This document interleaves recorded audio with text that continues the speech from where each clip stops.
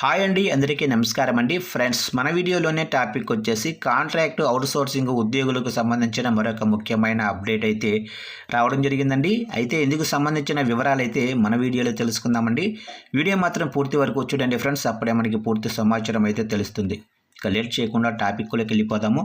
ఇక తెలంగాణ ప్రభుత్వం రాష్ట్ర ఉద్యోగుల జీతాల చెల్లింపు ప్రక్రియలో కీలక సంస్కరణలకు శ్రీకారం చుట్టింది. ఇకపై వేతనాల జారీలో మరింత పారదర్శకత, వేగం పెంచేలా సరికొత్త నిర్ణయాన్ని వెలువరించింది. రాష్ట్రంలోనే ప్రభుత్వ, కార్పొరేషన్ ఉద్యోగులందరికీ ఏప్రిల్ నెల నుంచి ఐఎఫ్ఎంఐఎస్ ద్వారానే జీతాలు విడుదల చేయాలని ప్రభుత్వం నిర్ణయించింది.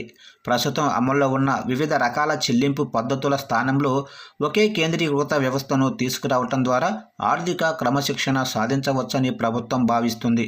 ఇక ఐఎఫ్ఎంఐఎస్ పరిధిలోకి రావటం వల్ల కలిగే ప్రధాన ప్రయోజనాలు చూసినట్లయితే ఆర్థిక క్రమశిక్షణ. రాష్ట్ర ఖజానా నుంచి జరిగే ప్రతి రూపాయి చెల్లింపుపై స్పష్టమైన నివేదిక ఉంటుంది. ఇక జాప్యానికి కూడా చెక్. గతంలో కొన్ని విభాగాల్లో జీతాల విడుదల ఆలస్యమయ్యేది. కొత్త విధానం వల్ల అకౌంటబిలిటీ పెరిగి సకాలంలో ఉద్యోగుల ఖాతాల్లో నగదు జమ అవుతుంది. ఇక కేంద్రీకృత పర్యవేక్షణ. అన్ని ప్రభుత్వ విభాగాలు, కార్పొరేషన్ల వేతన వివరాలు ఒకే పోర్టల్లో అందుబాటులో కూడా ఉంటాయి. ఇక ప్రభుత్వ మరియు కార్పొరేషన్ ఉద్యోగులకు ఈ నిబంధన స్పష్టం చేసినప్పటికీ అవుట్సోర్సింగ్ ఉద్యోగుల విషయంలో ప్రభుత్వం ఇంకా తుది నిర్ణయం తీసుకోలేదు.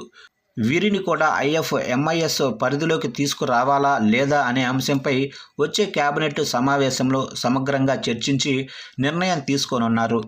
ఇక ఈ మార్పు ద్వారా ప్రభుత్వ ఆర్థిక నిర్వహణ మెరుగుపడటమే కాకుండా ఉద్యోగులకు వేతనాల విషయంలో ఉండే సందిగ్ధత తొలగిపోతుందని ఆర్థిక నిపుణులు అభిప్రాయపడుతున్నారు. రాష్ట్ర వ్యాప్తంగా కూడా లక్షలాది మంది ఉద్యోగులపై ఈ నిర్ణయం ప్రభావం చూపనుంది.